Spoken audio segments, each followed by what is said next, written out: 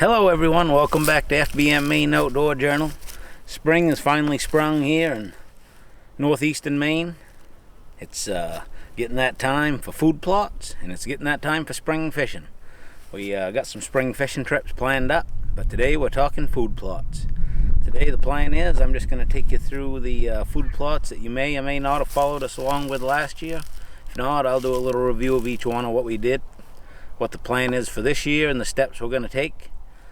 2 weeks ago we sent out a soil test on 3 different plots, and I got the results. I'll share those with you later and tell you the amendments that we're going to make and the products that we're going to use. And we'll just start at what I call food plot number 1 up here closest to the house, and work our way down and around, show you what we got going on. I made a social media post the first day the deer came back from the wintering grounds. I believe it was April 11th, but I'd have to double check. Since then we've had 4 to 5 hitting the food plots, mostly in this food plot here that was got a lot of green clover coming up, and food plot number 3 that we did the no-till winter rye in last fall. They've been hitting that pretty heavy as well. So we're gonna work through it, show you what we're gonna do, and be sure and share your thoughts with us, and let us know what you're doing.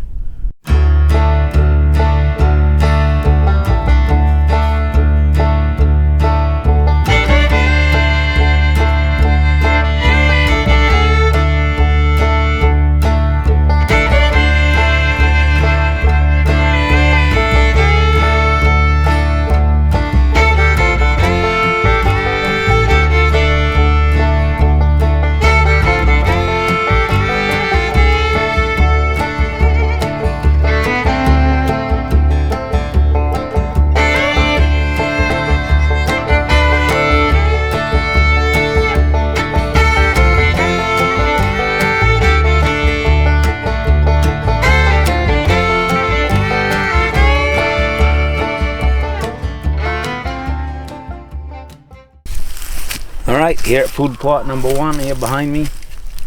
This food plot's just shy of a half an acre, not a real big plot. This isn't a plot that we do any hunting over or anything. This plot's right up practically right in the backyard. It's a plot that we started 3 years ago. Deer hit it a lot at nighttime. Never seen a deer out here in the daytime. So the first year we did beets and greens and winter greens, and that was the only food plot we had that season. And once the frost hit, they love those beets, turnips, radishes. Hit those hard. Last year we did a 50-50 mix. We did the Imperial whitetail clover, which I don't know if you can see the green behind me. That's coming up real well now. And then we also mixed in with that the beets and Whitetail Institute beets and greens again. That has the radishes in it, the turnips, purple top turnips, sugar beets, and those came up real well. So I noticed that this year, where the beets and greens came in extra thick, the clover is kind of sparse. There's places that the clover kind of took over and is doing real well. It's a real green. Then there's kind of strips. If you remember in the other videos, if you watched, I'd bush hogged 2 strips up through the beets and greens because the tops were getting so thick and tall that it was really shading things out. And it seems that those 2 strips, there's 2 nice strips of clover that produced after we bush hogged that. But in between those strips, we have strips that are pretty much bare ground with a lot of the radishes here like this. There's tons of these out here that didn't get eaten. I can tell you more about that in a little bit. But so all those strips are bare. We want this to be a clover plot. Clover plot should be able to get 4 or 5 years out of. So I picked up another small bag of the Whitetail Institute Imperial clover. We're just gonna go ahead and just broadcast that in today, actually. Right in all these little spots it's kind of sparse, and that should be able to help that take off real well. The food plot, the soil test wasn't real terrible on this one. We're not going to do any powdered lime this year. We're all going with the liquid lime that we tested out last year, the liquid calcium. That the 2.5 gallon jug will bring you up about one pH point per acre. And from the soil test that we did on the test with that, I'm a believer in it. I don't have to carry so many bags. The long-term effects aren't that great, but for the price and the time it takes to put it out, we're going to go with the liquid again this year and try that. So today we're just going to spread that clover seed in the spar spots. Probably in the next couple weeks. It's still pretty muddy out here when I can get the tractor out. Then we'll put a layer of the one coating of the high cal on here to bring the pH up a notch. I think we were about 0.8 low. We'll look at the soil test a little later, but yeah, that's what we're going to do with this plot. We're going to put out a little bit of fertilizer. That was on the food plot, on the soil test as well, but we'll talk about all that later as far as amendments. But we won't do any of that until we can get the tractor out here on it. It's still quite muddy out here, but we can get that seed in, and a lot of bad dirt showing, so that should take off real well. So we're going to go ahead and do that on food plot number 1. All right, let's move on down to food plot number 2, and we'll talk about what's going on down there. All right, we're down to what we're going to call food plot number 2. This is the one, if you followed us last year, this is a brand new plot last year. We planted the Whitetail Institute power plant, which was the soybean sunflower mix.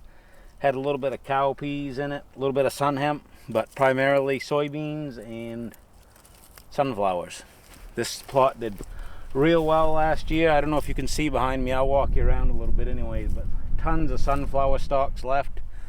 But they, all the heads have been just decimated by the deer and the squirrels and turkeys and every other type of critter that likes seeds was out here half the winter eating these.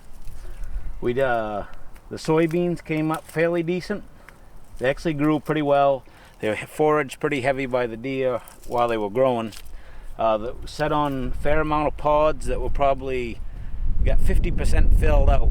So I didn't plant until a couple weeks later than I probably should have, and I would have got that better bean development. So we're going to give that another try this year. We're going to go ahead and turn this over here in, I don't know, 2 or 3, 4 weeks, whenever the mud gets gone. It's still pretty wet here. It's nothing you can turn over yet.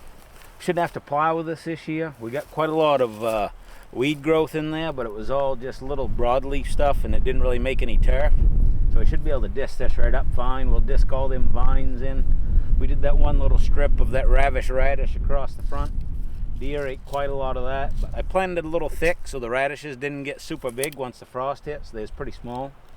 And as I was saying up in the first plot, that I had a lot more radishes and beet carcasses left over from the winter than I normally do, because the first year I planted that, they dug that right down through the snow there, the first little bit of snow, and ate those right down into the ground there, right into December. But I think they just love these sunflowers and soybeans so much. I had a cell cam out here. I've had it out there all winter long, and the deer were just chewing on these soybeans and sunflowers so much that by the time they finished off this, they had dug and ate a little bit up there, but we got a pretty heavy crust, and they couldn't get down to that those frozen radishes and beets up above. So they definitely, at least last year, liked these soybeans and sunflowers way better. Yeah. Yeah, it was pretty good. Worked real well. So that's why this year we're not planting the beets and greens up in the other food plot. We're converting that to 100% clover. We're going to turn this back over. Put out, we're actually going to go we planted 1 bag to this. This is about, I don't know, 0.8 acres, not quite an acre, but it's over 3/4. We planted 1 bag on this. I thought the germination was excellent, but it was a little thinner than I liked. So we bought a little more seed this year, and we're going to go, we're not quite going to double the seed on this, but we'll probably go another 1/2, 3/4 again what we planted last year. That's what we're going to plant on this. I'll go ahead and disc that up. And then I'll let that set a few weeks. We want to wait and make sure the moisture gets to at least 65 degrees before we start planting them sunflowers and soybeans. So let this set a little while, then start to see that new growth of weed. I'll probably give this a little shot of glyphosate, maybe a little simazine, and that's the plan for this plot. We got the seed all taken care of for this. we'll go on to plot number 3. We got a change of plans on that than from what we talked about last fall. So we'll go ahead and take a walk over there and take a look at that and let you know what's going on over there. Oh, one thing else I want to mention about food plot number 2 as we walk over here to number 3 is the whole reason that we are making the switch to the soybeans and sunflowers is that our primary purpose for planting the food plots is to help those deer transition into the winter, maybe even hold some here for the winter if we had enough food. But all this stuff stays up above the snow. It would take I don't know, at least 2 feet of snow to cover up the soybeans. And it would take 3 feet of snow to cover up the sunflowers. And they stand strong right through that. You can see the sunflower stalks are still standing now. And the bean vines are still standing. That's using the sunflower stalks kind of as a trellis. So that's why we're making the transition to the beans. Yes, the deer love to eat the turnips and all that during November, October. But we're trying to get food that will last a little bit longer. So that's why we're making the transition to the sunflowers and the soybeans. Alright, here we are at food plot number 3. This will be the last food plot that we're planting this year. A couple of the smaller ones we're not going to bother with this year. They not really helping us with our cause. They're just pretty much just extras, fun things to play with, do a little experimental plots. So this plot, if you remember last year, was our no-till plot. We planted with winter rye. This was our test plot for the hydrocal liquid lime. We saw good results with that. Hopefully you can see that the winter rye came up real good again this spring. We got about 3 inches over the whole thing of nice winter rye coming up. Since this was no-till, it's hard to tell how much the deer have been out here, but if you look around you can find where they've been sucking up some of those green shoots. Of course, once everything turns green here in Maine here in another few weeks, the deer will have tons and tons of food. But right now, early in the spring, it's nice to have that clover like we have up in food plot number 1. Then we have this winter rye that was left over from last fall that came back up again this spring. They'll be able to eat away on that. So as in the dilemma, my plan was to plant a spring crop of buckwheat on this, then knock that down and plant a fall grass crop, maybe winter rye again or something else. I wasn't sure what I was going to plant in the fall, probably like a fall blend of grasses, maybe a few legumes. That was the plan. But we found out with our experiment with the soybeans over in food plot number 2 that we didn't have enough acreage of soybeans. For one, the deer ate too much when they were germinating and growing up as a plant, and that cut back on the yield of soybean actual pods per acre.